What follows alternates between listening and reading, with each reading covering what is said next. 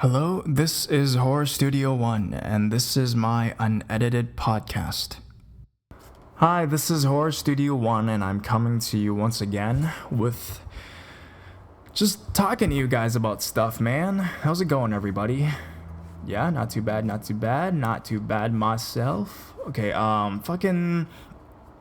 sometimes I record these podcasts, and, it just makes me feel like it makes me feel like it's a vlog, but without the imagery, of course, just me talking and stuff like that. And I think this is what YouTube is supposed to be. I know I'm just being weird today, but I'm just saying, despite the content of people doing a lot of editing and a lot of really high production values, I always kind of feel that YouTube is just fucking talking into a camera, man. That's what it was, man. It was created for that purpose, and I feel like those kinds of videos are what makes YouTube, and what separates it from other TV and stuff. Because on a TV show, you seldom see a guy just talking to a camera for half an hour. Nobody would watch that. Why is that? Why do you guys think so? Is it because when we go on the internet, we're just programmed to just fucking to do that, to want to watch people? I think when we go on the internet, we feel that the entertainment we find on the internet is closer to us, to our real lives, and it's more intimate. That's why we develop those kinds of relationships with the people we see on the camera. So it's a lot easier to see, PewDiePie talk to you than to see, let's say, Tom Cruise just talk to you for 30 minutes, because that would just be weird, because it would have no music. He would just be talking to you with like an HD camera in his Porsche mansion or wherever he lives. But yeah, I just think that YouTube people have this kind of connection with their audience, which and I like doing these, but it's just sometimes, man, finding topics to podcast on is pretty crazy. It makes me feel like those people that do daily vlogs. Those YouTubers that do daily vlogs, and it just, man, it's like, fuck, again, fuck. And then you finish it, and next day you're like, fuck, I gotta make like another video, a 20-minute video about doing, what the fuck am I talking about this time? That's gonna be like interesting and shit. So, I'm not gonna mention any names, but those YouTubers really popular YouTubers that do daily vlogs, man, I see the pain in their eyes sometimes when I watch their videos, because I'm like, I get what you're going through. I'm trying to find topics as well. So I just gotta be honest. This fucking topic that I picked out today, that I'm gonna talk about right now, actually, is I had to dig in the back of my mind really long to find it, and I thank God I was finally able to find it and share with you individuals, you nice cats and dogs out there that want to listen to me talk about it. And it talks about my experience when I used to sell knives. Yes, I used to sell knives. For those who didn't know, I was a door-to-door salesman. I was those annoying people. I was, fuck. I think I have the most annoying or provoking or fucking just fucked up jobs ever. I used to my part-time jobs, obviously, right? Besides being on YouTube, which is the best job in the whole universe. But my first job was at McDonald's, and then I basically started selling knives. So I was a McDonald's person, which everyone makes fun of. It's like the lowest. People say, you go work at McDonald's. And that was like a derogatory term. No offense to McDonald's, but people say that. And then fucking, I was a door-to-door salesman. Those annoying people that knock on your door asking if you want, can I come inside, kind of thing, with that stalker face. And then the job I have now is customer service. So you fucking have a complaint, you call me, and then you just give me shit. So it's fucking, I really have the worst jobs. The only one that was a bit better was when I used to sell shoes, but then, I always had to kneel down in front of people and put on socks for old ladies. That was the gist of my job. Yeah, yep, yes. But, yeah, I had a lot of fun in all my jobs. The one where I used to do a door-to-door salesman was actually the hardest job I had, I think, because, it's very much like YouTube, It's like fucking, there's no 9 to 5. You don't have really a time time off really, or like you never really have to work. You never really don't have to work, but you tell yourself you have to be motivated to work, or else you won't make any money at all, because it's more like your own business kind of thing. The more you work, the more money you're gonna make. The harder I make my videos, the more views I'm gonna get, stuff like that. And it's very similar. It's entrepreneurship. I think it's all like that. And I really recommend it if you're a motivated person to go into sales like that, or YouTubing, or just having your own business. I enjoyed it. I really did enjoy it, even though I did door-to-door salesman only for one summer's time. I found it really good, and I really enjoyed shit like that, and I found out I was a pretty good salesman. In my mouth, I see how I can talk so much. Yeah, I'm not bad at that kind of stuff, and I know when to pause, I know when to draw you in, I know when you pitch you to sale. I was like one of those guys on Wolf of Wall Street. If you guys watch that movie, on the phone, telling people, yeah, man, this stock. Well, of course it wasn't stock. They were like home products that I was selling. But yeah, I was trying to draw people and let me into their houses and bring out knives and make them holy fucks. When I say my podcasts are unedited, this is the first time I think I'm editing my podcast. because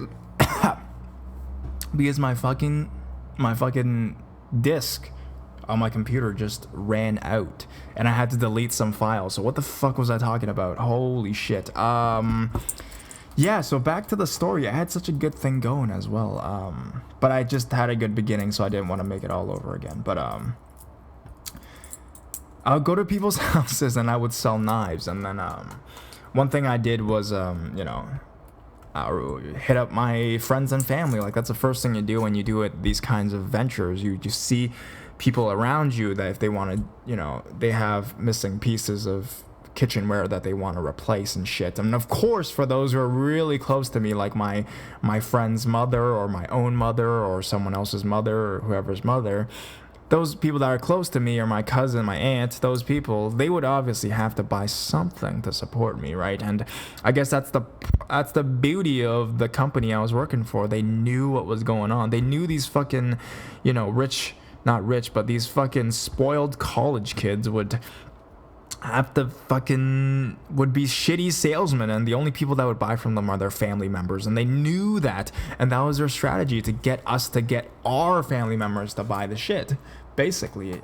Granted, the products themselves were pretty good products, but stills, thinking back, it kind of felt like I betrayed some of my family members, because I had to force them to buy new knives when their old ones were working pretty fine. But regardless, business was hard. There's not a lot of family members you can go through, to get you to buy your shit, buy your merchandise. So I had to go knock up their friends as well, like recommendations, their friends, and I ended up going to a lot of really crazy places, because this guy would be like my friend's father's cousin's second brother, and then I would have to go to his house without knowing anything about them, and I would basically have to do that. And was it scary? Yes. It was going into the unknown of someone's house kind of thing, and bringing knives in there. And it's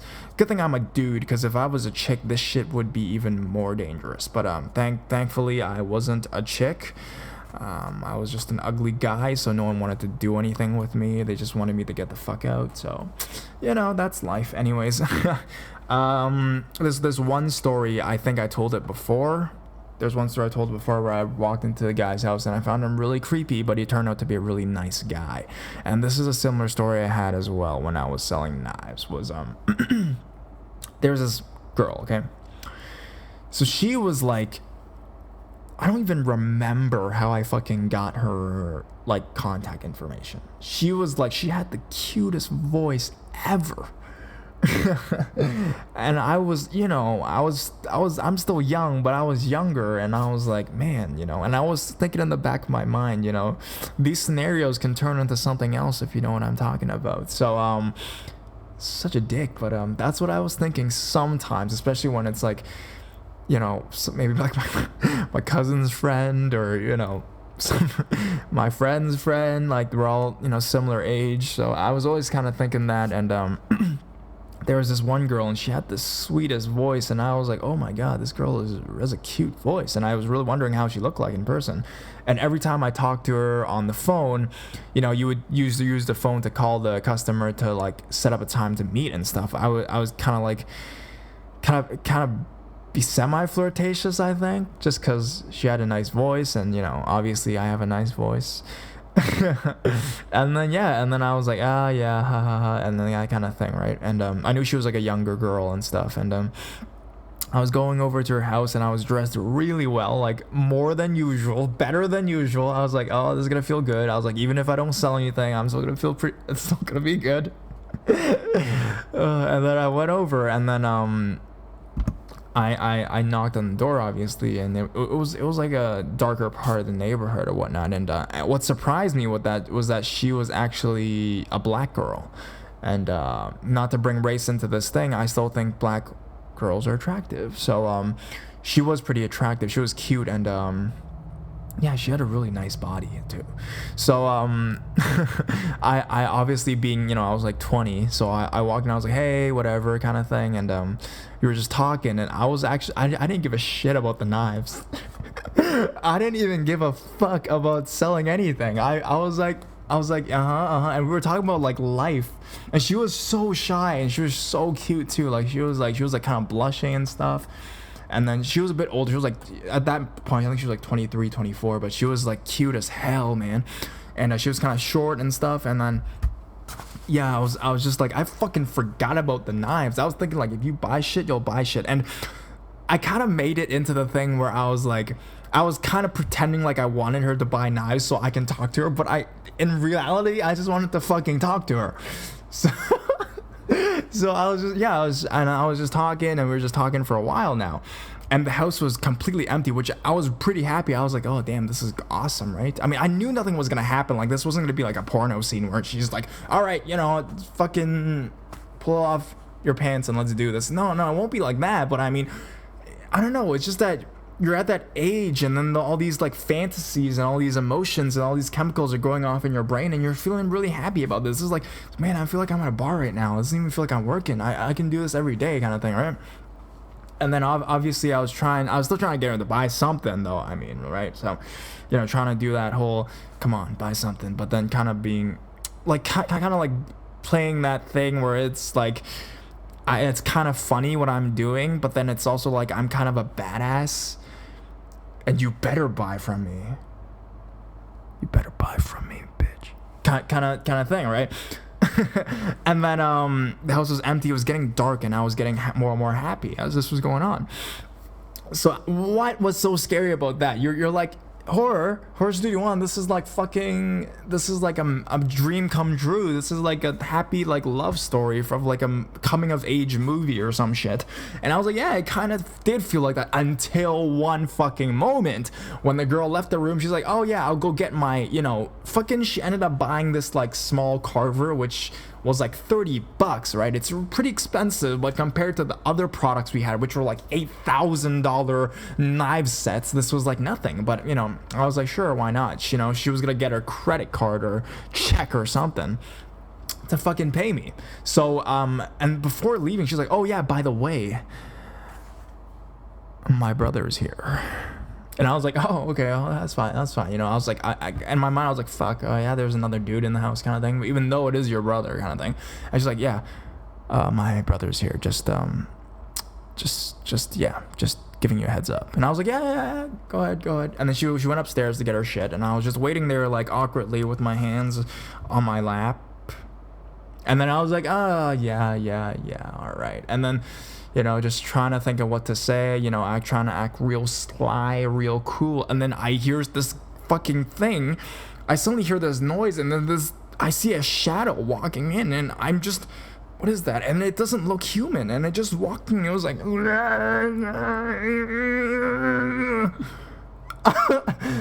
I was like, what the fuck? And it was like, and I just see this impuding like 7 feet shadow walk into the kitchen like Frankenstein. And I was like, the shit is going on. And I just like stand there like wide-eyed and shit. And at the same moment, the girl walks in the room too. And then that was her brother. That was her fucking brother. And she saw like the fear on my face. And then because she like mentioned that her brother had some kind of a disease, right? And I don't know what it was, but basically he walked like a robot and he had really big eyes and he was really tall. Like his face was like, it had like a continuous smile on his fucking face, and he was just this really tall black guy, and he just walked in making this like this noise into the kitchen, and I'm just sitting there like, I'm just talking to this girl, like, fuck. And I think he was gonna beat me up for talking to his sister. Well, no, he probably wasn't gonna do that, but I was like, hey, and then there was the fear on my face, and I shook his hand, right? Because I was like, oh, hey, buddy, how's it going? And he was like, oh, man. And he was shaking my hand. We were both shaking hands. And my girlfriend's like, my girlfriend. The girl was like, are you afraid of him? And I was like, no. She's like, you're afraid of him, aren't you? I'm like, no. Because that was obviously after that he left the room. And the girl's like, are you afraid of him? And I'm like, no, of course not. And then my face was like petrified like I was still trying to have this facade of being really brave and shit. So yeah, I was fucked up shit. And then of course she ended up buying the knife, but and then I gave her a hug and then I left. But eventually it turned out that the card she gave me didn't work. And then she didn't end up buying anything. Anyways, it was a good experience, I guess. That's the story, guys. Before I end this video, I'm gonna give you guys something else too. If you guys haven't already heard, I'm gonna tell you guys a really funny. No, I'm not gonna fucking. I'm gonna just tell you guys. Don't have the expectation that it's gonna be funny, but it's like a ghost story I found, a really short one. I'm gonna narrate for you guys and talk a bit about that. And the story's called 10, and I'll tell you guys why I narrate this, because this really reminds me of that. I don't know why. A man leaves his house every morning to walk to work, and passes a mental hospital surrounded by a wooden fence. Every morning the patients are out in the yard and he can hear them saying in unison, 10, 10, 10, 10, 10. One day he gets curious and looks through the hole in the fence. Suddenly a stick shoots out and pokes him in the eye. Fuck, he says to himself. While walking away pissed off, he can hear the patients saying, 11, 11, 11, 11, 11.